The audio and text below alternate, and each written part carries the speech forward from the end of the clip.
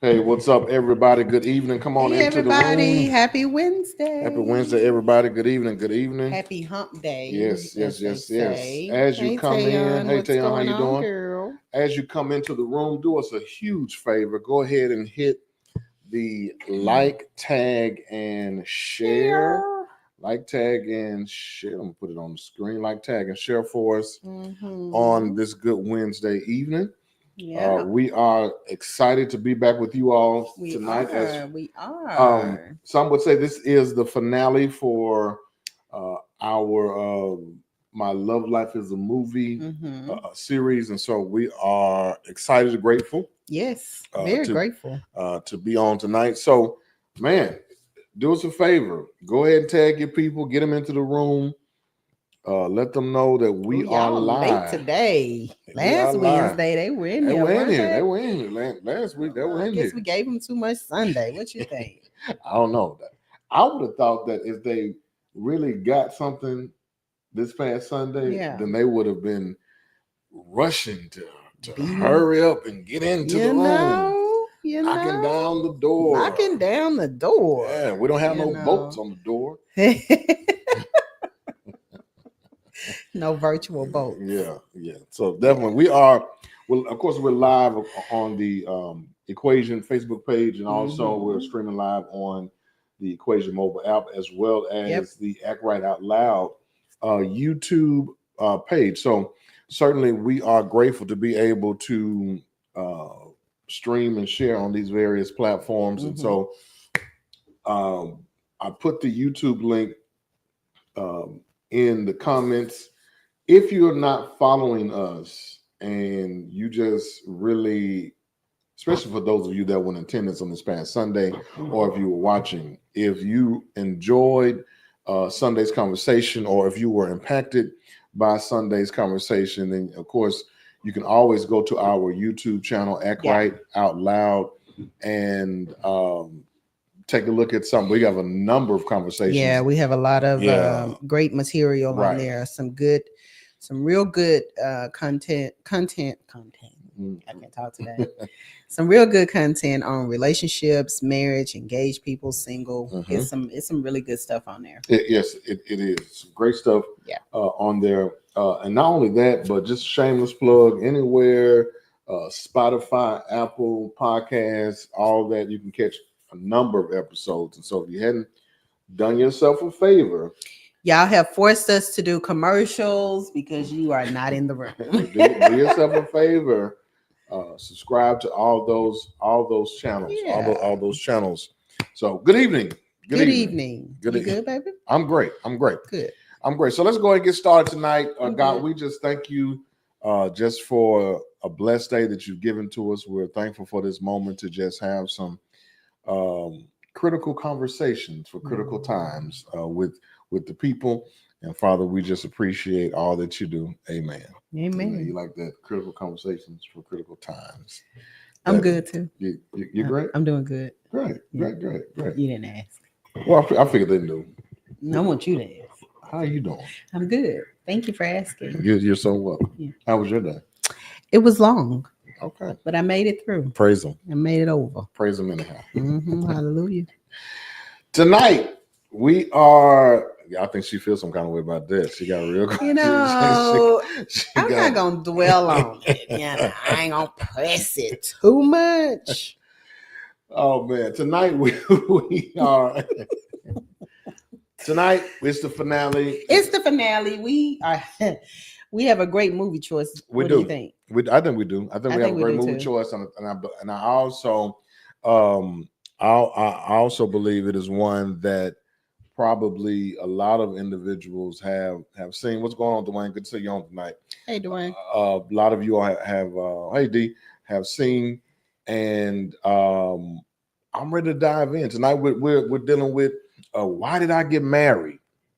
The movie, another Tyler Perry. Another Tyler I'll tell you Perry. something. TP gonna put some stuff out there that where you can talk about. Yeah, your homie TP be putting some movies out Yeah, there. stuff you can talk about. And tonight, looking at Why Did I Get Married. Whether you're trying to think about Why Did I Get Married, one Or or two. two.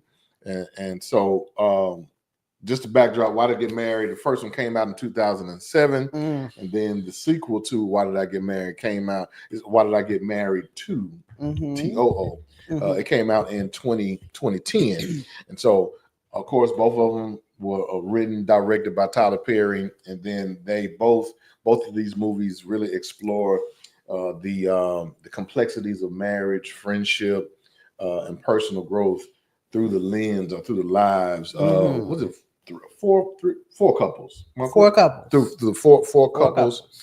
And it all starts at an annual retreat. Man, why is it that stuff be popping off at these retreats? I'm not just talking about in the movie. I'm talking about in real life. In real life. But the sole purpose for them going to the retreats were to strengthen their marriages and, strengthen sisterhood, strengthen brotherhood. Oh, they strengthened something. Right. But the first one, they just come out the gate. I'm talking about. It was crazy. I think the first one was well, then again,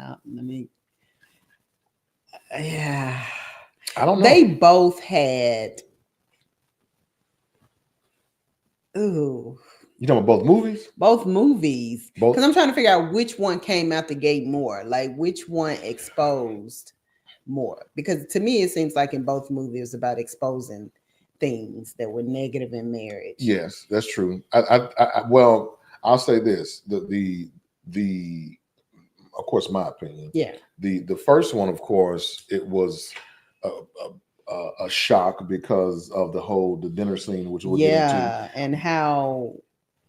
But the second one was the whole shock of Gavin and Patricia's marriage. How it just exploded. Yes. So they both had shock factors. Right. Okay.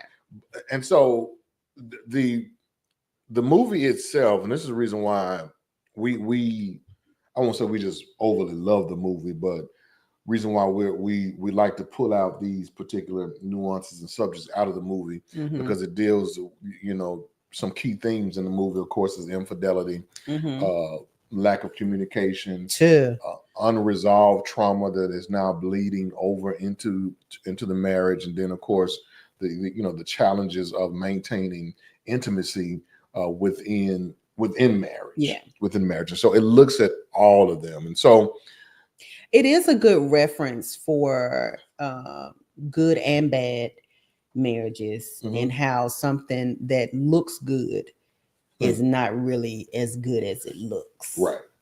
Right. So I think Tyler did some good writing with how he displayed the ups and downs and the roller coasters of marriage. Well, I mean, that's true. But then also the fact that he was able to show through the film how it can emphasize on the importance of self-reflection, forgiveness, and then definitely forgiveness, communication.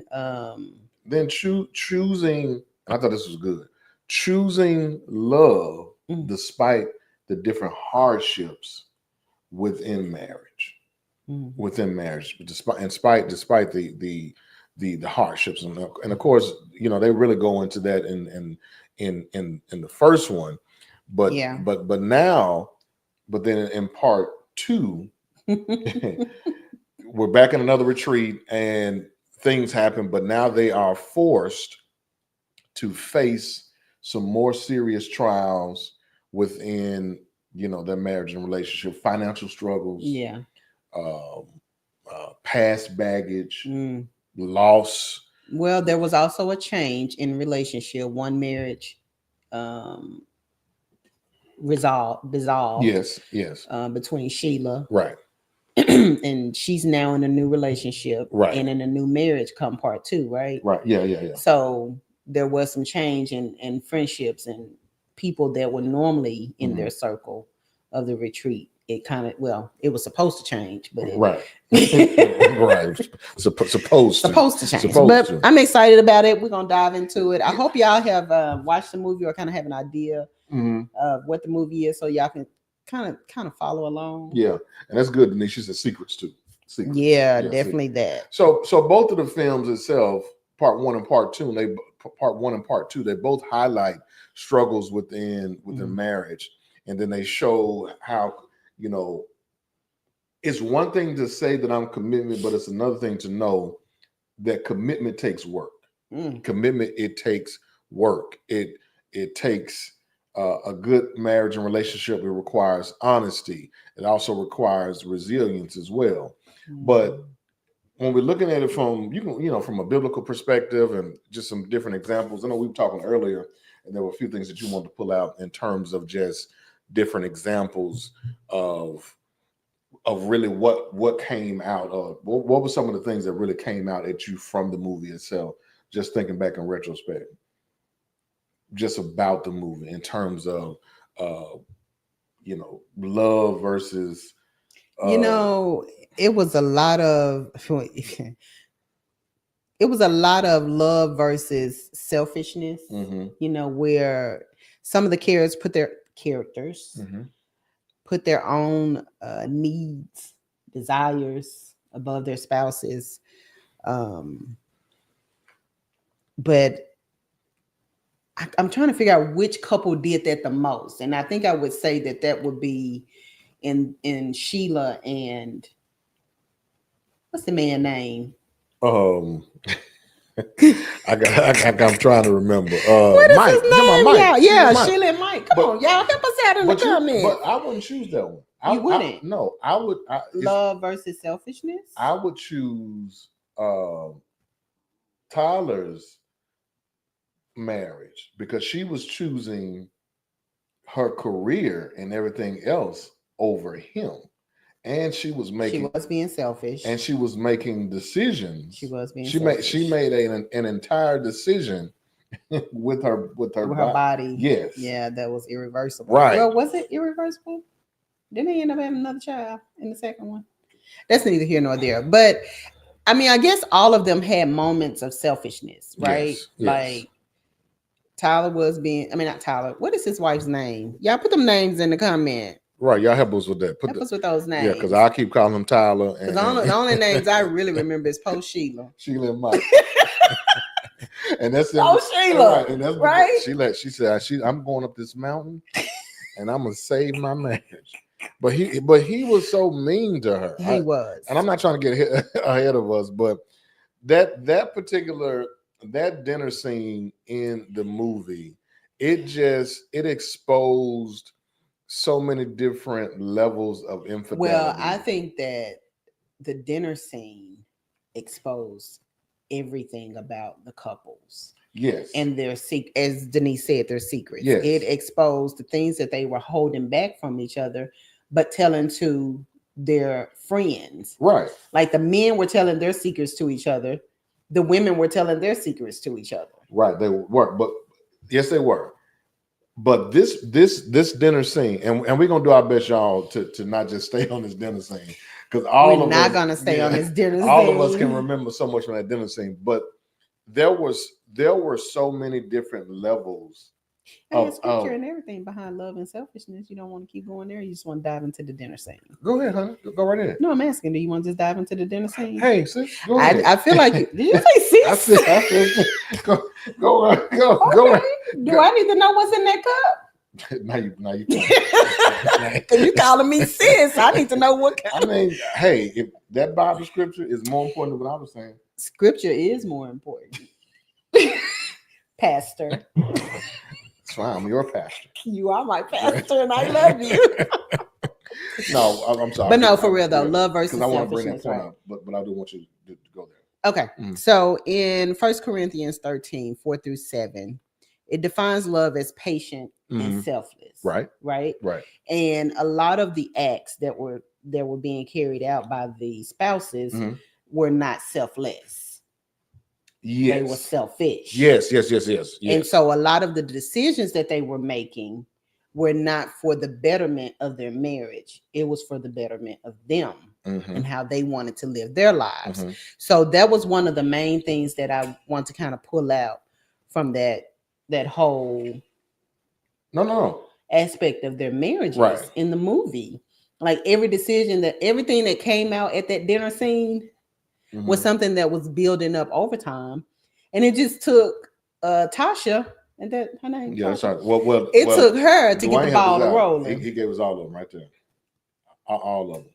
All of them. Thank you, Dwayne. Thank you, Appreciate Dwayne. you, brother. Might miss it and have to come back to it, but we shall appreciate it. But so what? Diane. That was Oh, thank y'all. Oh, Diane. But y'all, so here's what I think is crazy before we jump into this scene and to the point I was making. Yeah. Is that of course they went to this retreat as in a sense as a united front with each other in terms of their marriage. To save face. Okay. You know, because there is and there should be a sense of not a sense, there should be power of agreement. Absolutely. In your marriage. In marriage. Yeah. And so the retreat concept itself, it aligns up with Amos chapter 3, verse 3, where it says, can two walk together? Sure. Unless they agree. Except they be agreed. So how does unity or the lack thereof shape their marriages? And so all of them, going back to the dinner scene when quote unquote the infidelity was exposed, and the point I was making was there were so many different levels of infidelity because all of them was not physical, right? It was emotional. Yeah. But I think it was more so emotional and physical, but it was only definitely physical with Mike. Well, yeah. Well, I'm not gonna say with one. It was physical with Mike. Yeah. And then of course with Marcus. So did Marcus? Oh, you right. I forgot about. Boom! I was just waiting. I was just waiting. You were just waiting to let that out. Boom! Boom! So Mike, he number one, he humiliates Sheila by revealing the affair with her best friend, and then of course Trina. Was it her best friend? What? Right. Yeah. But then it demonstrates the destruction that infidelity brings into marriage in situations, and so it's so many different angles that you can go at that, but then at the same time we applaud a woman like Sheila who, after she gets her get back at that table, she then decides to make a transformation within herself to walk away from something that is, well, I'm gonna say something. She's walking away from a toxic marriage. Well, I think that it's very important that we kind of go back a little bit and talk about the types of infidelities that were exposed, because you kind of touched on it, but people think that only physical contact with another with somebody other than your spouse is infidelity, but that's not the only type of infidelity, and it's probably not the one that holds the most effect. I agree. With this whole situation with Marcus not being able to let go of his baby mama. That's true. With this whole thing of Tasha using, it as a way to control the situation, so that she have a leg up on Marcus. Like, there were so many levels to the infidelity that occurred. Yeah, in those marriages. Yeah, you're right. And I don't know, and not only that, and when you're talking about so many different phases of infidelity, people are quick to go to the whole physical aspect. And don't get us wrong, physical infidelity, it is absolutely wrong. Right. But there are people who fall into situations, infidelity situations, where they haven't necessarily given their bodies away physically, but they have given their hearts away. They have given their emotions away.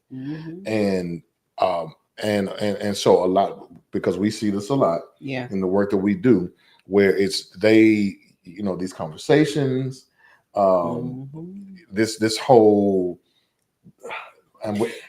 work wife. I knew where you were going. This whole work wife, work husband, bringing you coffee to work every day. Yeah, y'all going to lunch together. It's so many different layers. I can't hear nobody tonight. Listen, they quiet tonight in these comments. It's so many different layers to infidelity that some people always try to. I'm not saying, well, people try not to talk about. They just always go to what they feel like is the big one. You slept with someone Right. else other than me. Right.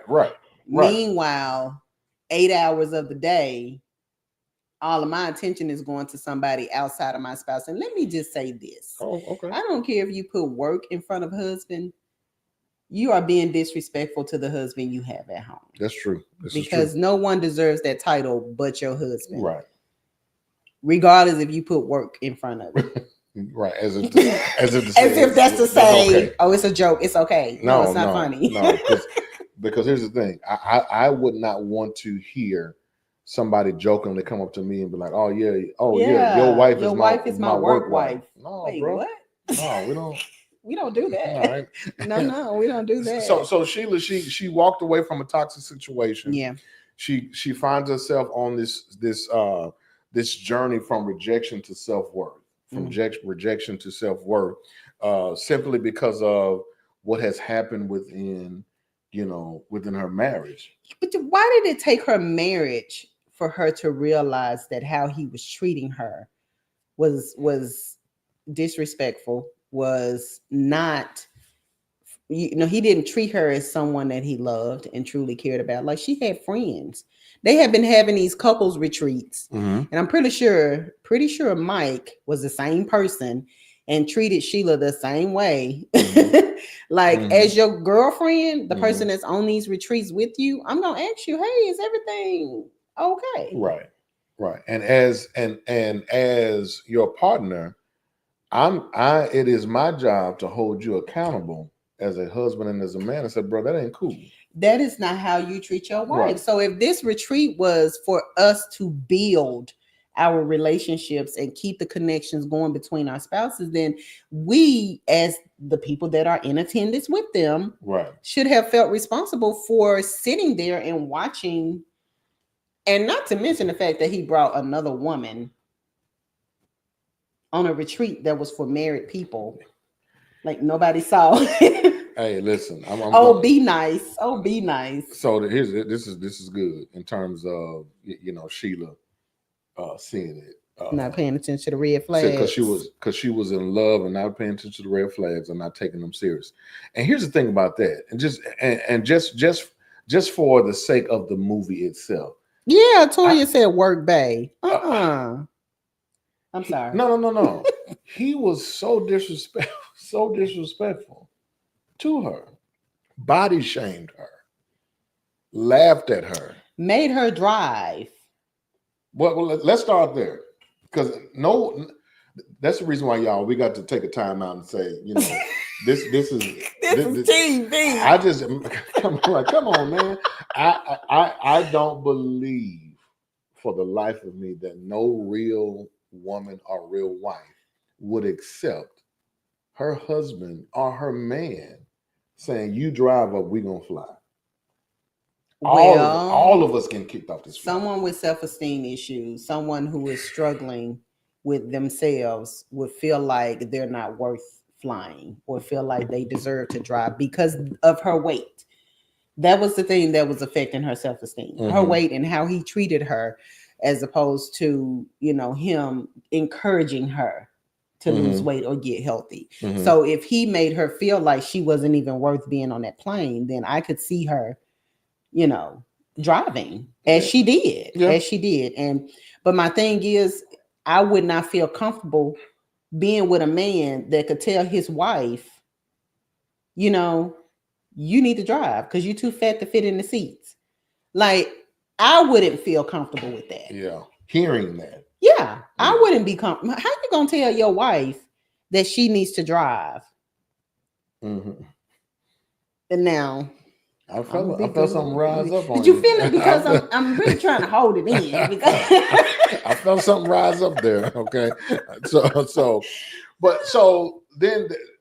you of course you have Gavin and then Patricia's marriage in part 2, and then of course you have Gavin's death and Patricia's regret. And so because Gavin and Patricia didn't really deal with suppressing their grief, and it was really more so Patricia, she didn't really deal with the she refused to grieve their child's death, it Mhm. led into some emotional distance and then destruction, of course. Mhm. Then the Bible also, it encourages us about having open communication and then a Mhm. time of mourning to heal, to heal. But that was something that she really didn't want to lean into, because she felt like that she was this counselor and this psychiatrist, Yeah. as if she was exempt from going through certain life trials and and grief moments like that. Yeah. But then, of course, we end up in part two, where the unfortunate happens, and then Right, but do you see how so in part one, is that when no, part one is not when they met Lewis Gossip.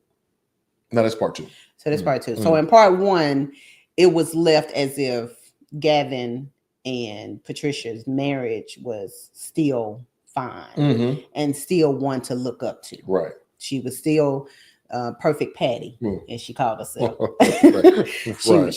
She played the part, Yes, and as did he. Yeah. Right. Mm-hmm. And so at some point it became too much of a burden to bear. Right. And they started to show how they had been really feeling all those years since their child had passed.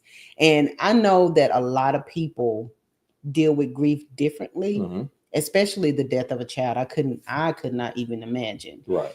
But I really think that it's hard to see a marriage, a home, you know what I mean, separate after losing an important factor like a child. Right. Absolutely. I would think that it would bring them closer together so that they can grieve the loss together. Right. But I guess because there was guilt involved on Patricia's part, that made it more difficult, and Gavin couldn't understand why she wouldn't open up to him. Right. And I think and then it also raises the question in terms of, why is emotional vulnerability crucial in marriage? Why it is? Ask that question. Why is emotional vulnerability crucial in marriage, and relationships as a whole? But especially in marriages, because if I'm able to lay next to you and physically be naked, I should be able to be vulnerably naked with you. Yeah. It shouldn't be a situation where there are things that I'm afraid to talk to you about, or I fear judgment. If that's the case, then y'all need to have a conversation about how y'all communicate and what type of space is being created in times of communication, because there's nothing that I can't say to use. Probably TMI a lot of times.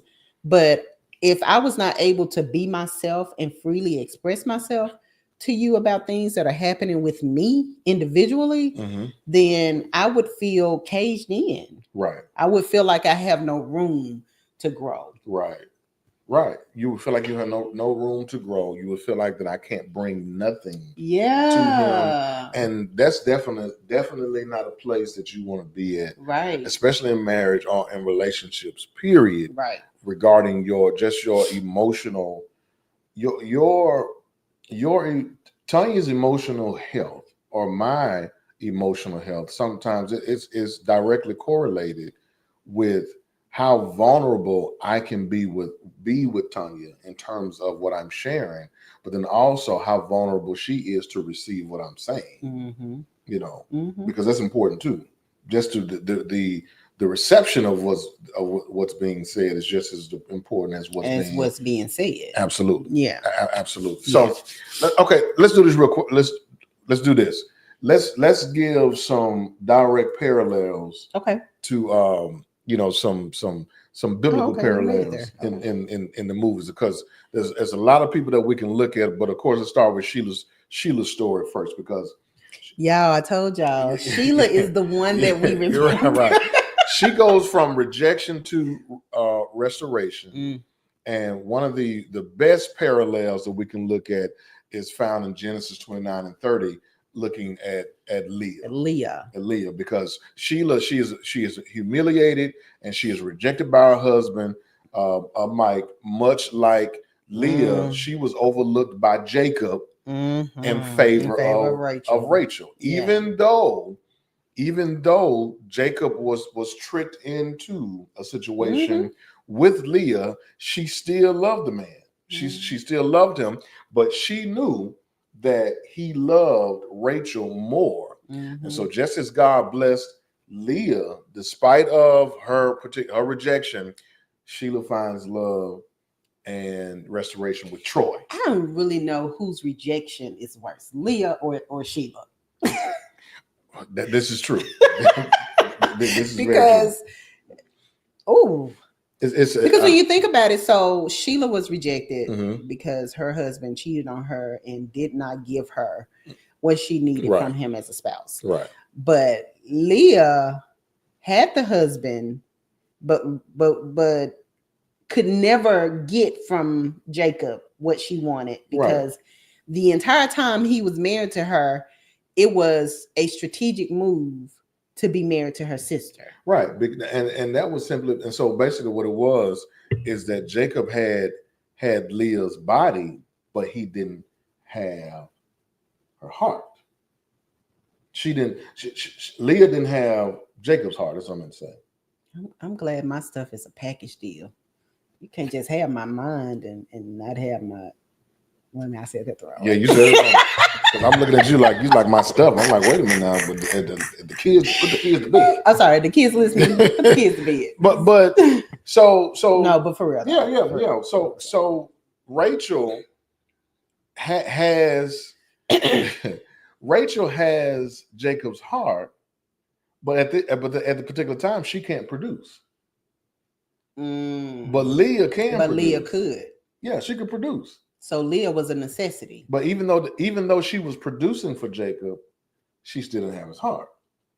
She was a necessity. Right, absolutely, I agree. But here's the thing though. How does God bring beauty from rejection? Somebody put that into the comment field, that question. How does God bring beauty from rejection? How can faith then help someone find worth after being mistreated? Two powerful questions.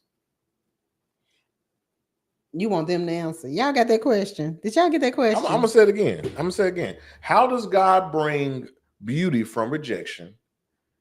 And then also, how can faith help someone find worth after being mistreated? After being mistreated, I think those are good things to really think about, because all of us at some point in time or the other, we've experienced some kind of rejection. But how do we pull the beauty out of that situation? Well, in many ways. Okay. Right. All right. So let's use Leah and Jacob. Okay. For example, she kept having children for that marriage and naming them things pertaining to how she felt. Right. Right. So close to her last child, or was it her last child? The last child she had with Jacob was Judah. And what does Judah mean? Praise. There was the beauty. She realized that Jacob's definition of her worth was not as powerful as God's definition of her worth. That's good. So she found the beauty in how God gave her the ability to recreate, procreate. Is it procreate? Sorry, procreate. Right. So she had an advantage that her sister did not have.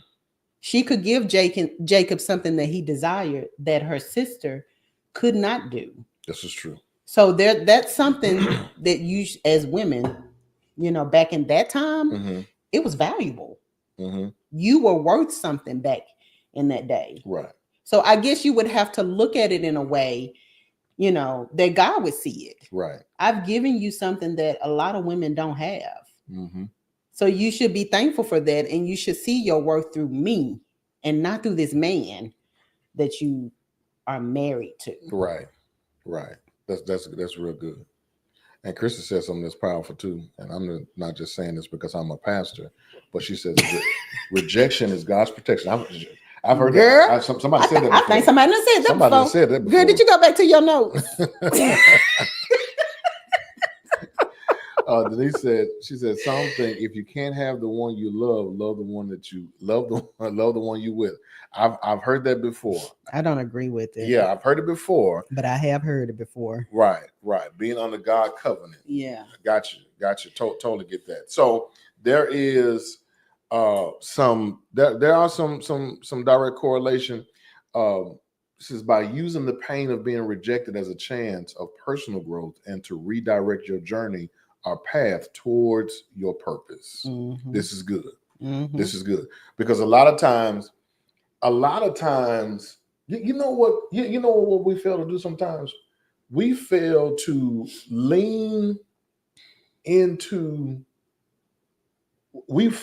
allow our disappointments to drive us in the direction that we really should be going in. Mm-hmm.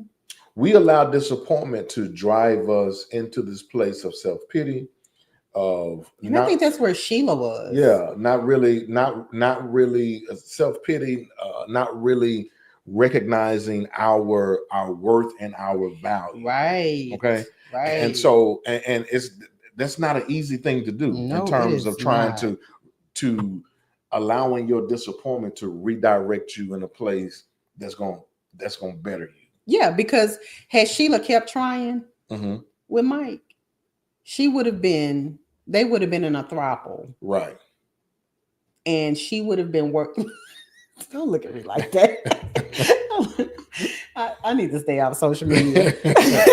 What is it called again? A throuple. A throuple. Okay. Am I saying it right, y'all? Do y'all know what I'm talking about when I say throuple? A throuple. Because Mike was not satisfied in that marriage. Right. And because he was not satisfied in the marriage, he took it out on Sheila. Mm-hmm. And because he felt like Sheila couldn't be the woman that he wanted her to be, or maybe the woman that she was when they first got married, he treated her like she was a afterthought, like she wasn't necessary, like she was just there. Right. And then when he finally met Trina, it was like, you can go now. Right. But then once Sheila realized, because Troy helped her to see that there was more to worth than physical appearance. Right. You are a great woman. Your weight does not determine your worth. Right. And once she finally realized that and developed some confidence about herself, look who come back running. Oh, sick Mike. Oh. I'm sorry. I'm sorry, y'all. You're so wrong. Lena said an entanglement. You right, Lena. Entanglement. Right. Now equally yoked. That's good too. But yeah, he did. He came back because here's the thing. He didn't have anybody else. So he said he didn't have anybody else. You talking about when he got sick? Yeah, when he got sick. No, he just knew that she would take care of him. Right. Because that's who she is. And he didn't value that. And he didn't value He did not value that. Yeah. He didn't value that. So then, okay. So another one, of course, is Mike's infidelity and Mike's affair with Trina, it mirrors David's sin with Bathsheba. Both involved betrayal, deceit, and then consequences as well. Proverbs 6:32 says, "But a man who commits adultery has no sense. Whoever does so destroys himself." And so there are a lot of things that we could look at in terms of the instance between David and Bathsheba, paralleling, Mike and Trina. Yeah. Only thing about, David and Bathsheba, David, the man was loyal to him. I'm pretty sure just like Trina was loyal to Sheila. Trina was not loyal to Sheila. No, she Trina she was not. Was an opportunist. For what? For Mike. Oh, just for okay. From that, she was being nice to Sheila because she was around her. Okay, wasn't necessary. Yeah, Yeah. I mean, She was a wolf in sheep clothing, She was, but at the same time, pretending to be her friend. But when you look at David and Bathsheba, I'm just talking about Mhm. from now that. now that I do agree. Yeah, I think that's a little different That is different. because he saw her. He already knew Yeah. who her husband her was. husband was Yeah. because her husband was close to him. Right. You know. So, but y'all know that story. I'm not even forgetting to that. I'm not y'all know that. Then Patricia and Gavin's marriage, unresolved pain and loss. The parallel with that is Job and his wife. Mm. How was that? Well, Patricia suppresses her grief after losing their child. Yeah. Just as Job's wife responds to his suffering and despair. And then the contrast between Job's endurance and his wife's bitterness, it mirrors both Patricia and Gavin's situation. I agree. That's a good comparison. Yeah, yeah. Those two. So grief in any aspect affects, our marriages and our relationships. Grief in any aspect, and I think sometimes we don't really look at that particular aspect of grief as much as we should. Yeah, especially in relationships, because if you're single and you're dealing with grief, then you could isolate yourself for a bit because you live alone more than likely, and if you have a roommate, you have your own room, so you have your own space to grieve the way that you need to grieve. But if you have a spouse in house with you, then it could be a little difficult if you do not use them as a support to your grief. And if you want to do it by yourself, or if you're ignoring the fact that you need to grieve and you're just allowing the cookies to fall wherever they may. Right. I think this whole piece is saying in terms of grief. I just want to I know we're pressed for time, but so here's the thing about grieving. We go through, just in life period, we go through different phases of what we call as grief recovery, because grief is it is when you have been used to something for so long in your life, and then all of a sudden it's gone. It's gone. Yeah. And a lot of times we try to connect grief just with the physical passing or the physical death of something, meaning someone passes away. Yeah. But we also have to look at the aspect of grief of when people go through divorce, the aspects of grief when your friendship has been injured and you cut all ties from that particular friend or family member. Yeah.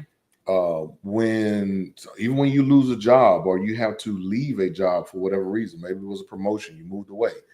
It's a part of you that's now missing, and you're grieving. Yeah, because it's gone. It's no longer there. Right. Yeah. Right. And that's one of the reasons why we're so heavy and strong on counseling and therapy, because when you break your arm, you go see a doctor. When you're in a car accident, you go see a doctor. But who do you go see when your heart has been broken? When your emotions your feelings have been hurt? You know what I'm saying? What do you? Oh, you saying? I thought you were saying. Oh, you said that's what you go see. Yeah, you didn't go see Jesus. Well, you need to go see Jesus and a counselor. Yeah, and that too. Yeah. In the physical aspect, right? But spiritually, you need to be in tune with God. You absolutely do. Yeah, absolutely. Because that's going to help you with your sanity. Right. But it's going to help you. It's going to help you with your sanity. But sometimes people can be so overly deep to the point to where they feel like prayer is all that they need. Prayer and social media. Why social media? Because that's what they go to. Yeah, like I don't like finding out people passed away on social media.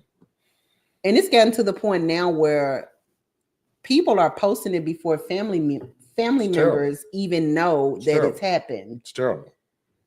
Just so they can get some likes and comments and views. Right. So help us today. Right. So that's unresolved pain and loss, that parallel. Okay. But then I like this one. Oh Lord. Angela. Yeah, Angela's. This is another biblical parallel. Angela's loud and confrontational personality in terms of talking about the Proverbs 21 woman. See, we people are quick to talk about the Proverbs. They don't talk about the 21. They don't. Tell us about the 21. So Angela, The legal one. of course, she Not the legal one. Right. Angela, she has a quick temper, harsh words, resembling the warning in Proverbs 21 verse 9, where it says, "Better to live, better to live on a corner of the roof than share a house with a quarrelsome wife." I did a TikTok on that. You remember that? I do. Better live in the desert. right. But then of course Proverbs 15 and 1 says, "A gentle answer turns away wrath, but a harsh word stirs up anger." Stirs up anger. So sometimes you don't have to respond. This is true. You don't. Sometimes you don't. Sometimes when you find out, as she did, that her husband, was cheating, you don't have to retaliate. This is true. This is true. Because it doesn't make anyone feel better about the situation. It does not. It doesn't clear the situation. It doesn't make you even. It makes matters worse. It makes matters worse. And this is the reason why that effective communication, it impacts our marriages and our relationships as a whole. Effective communication. You got to be able to effectively communicate with your spouse, with your significant other, even with your family. Just effectively communicate.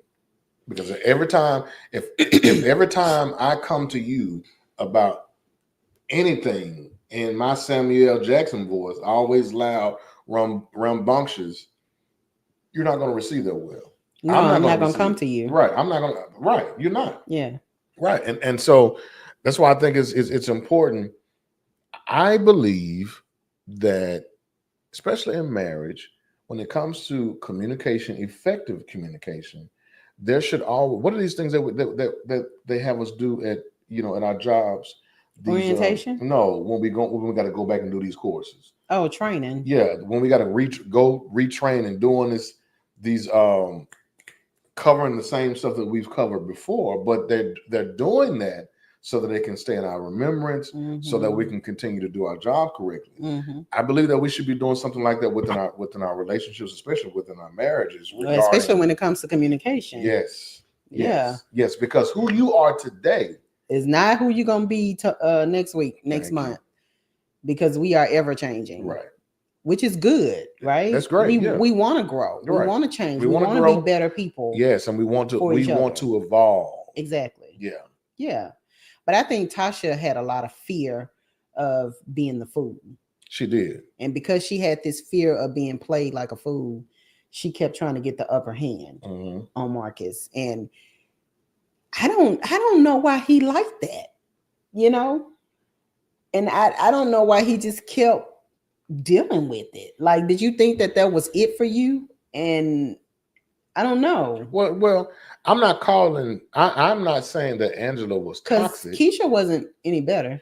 No, excuse me. The mother of his kids. Yeah, I'm not right. They were about tit for tat. They were, and I'm not calling Angela toxic, but I am. Yeah, saying, Angela was toxic. That's what I'm saying. I'm not calling her toxic, but what I'm saying is that some people are just, for some reason, drawn to that.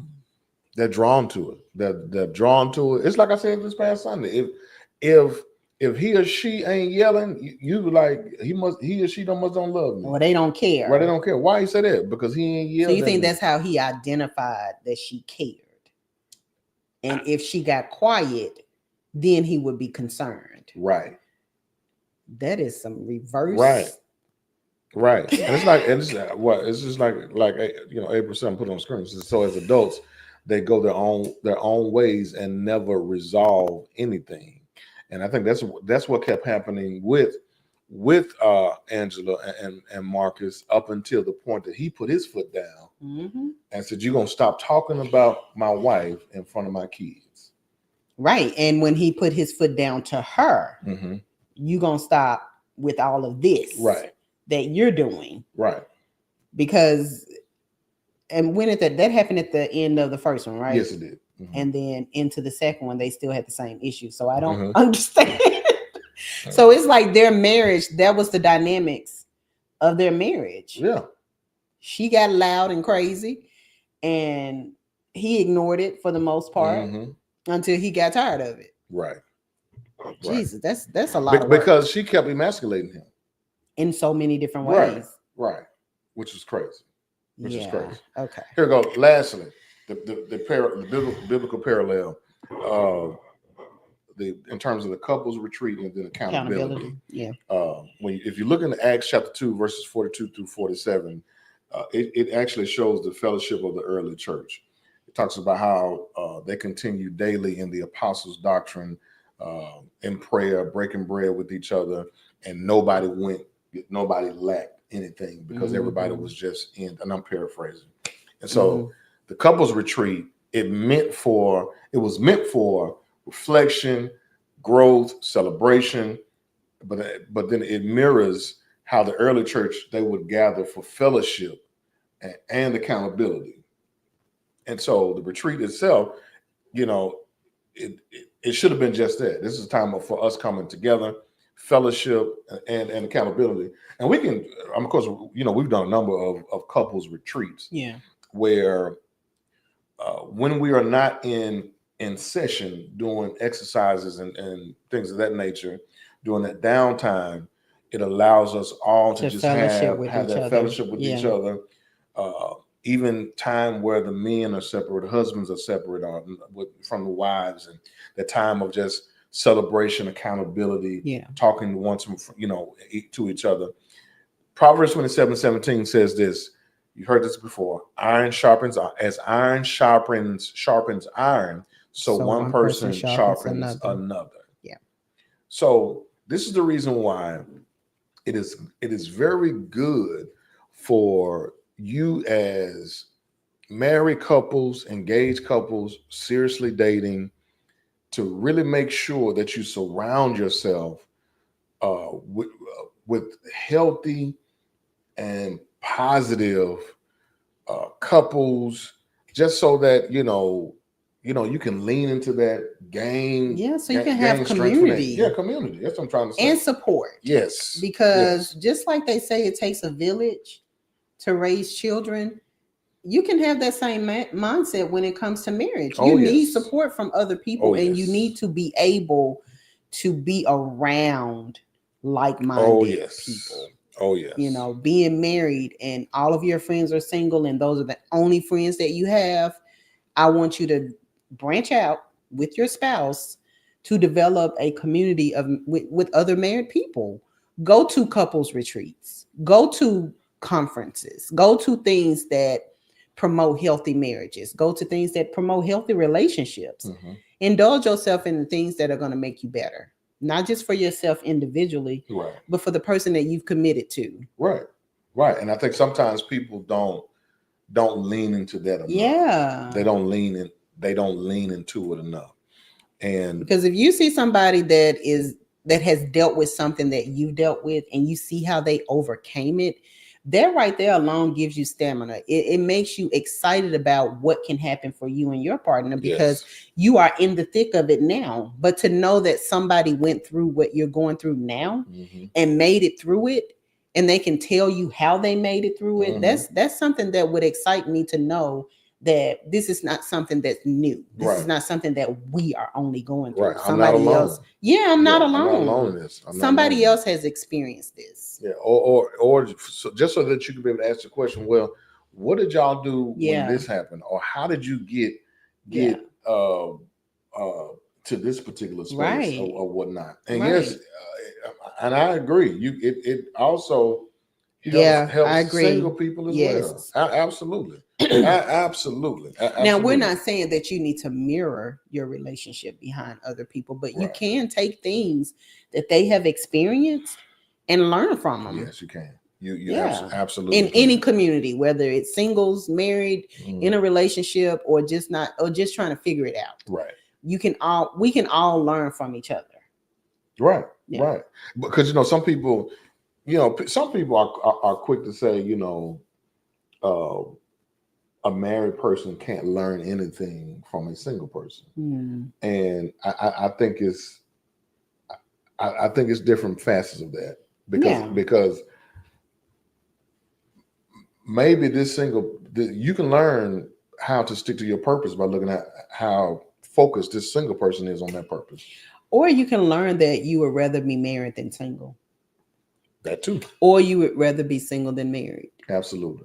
We can learn from each other. Absolutely. There is something about you that may not intrigue me, but intrigue someone else to know more about. Right. Oh, yes. I just believe that we can learn a lot from each other. And if we're in a community and we're supporting each other, then we can help each other along this journey. I totally agree. Whether we're married or single. Totally agree. Totally agree. So that's good. Did y'all enjoy tonight? Have y'all enjoyed this month? Yeah, this month has been good. Yes. Good. Let us know in the comments real fast before we close out. Have y'all enjoyed it tonight? Enjoyed this month? Let us know.